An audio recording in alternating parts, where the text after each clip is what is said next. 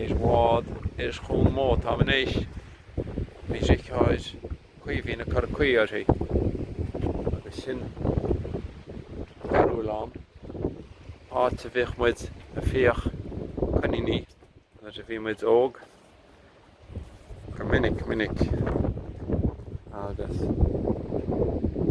bhí seo Chuan Mó céantaí Oileán muich an sin feicte cuppa ceanna go hálaí ná teo sin cear halaí mór an bhna agus sinné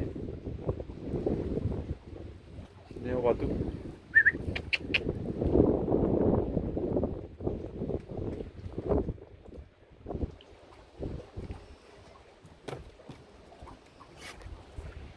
sin Madra Chaoimhín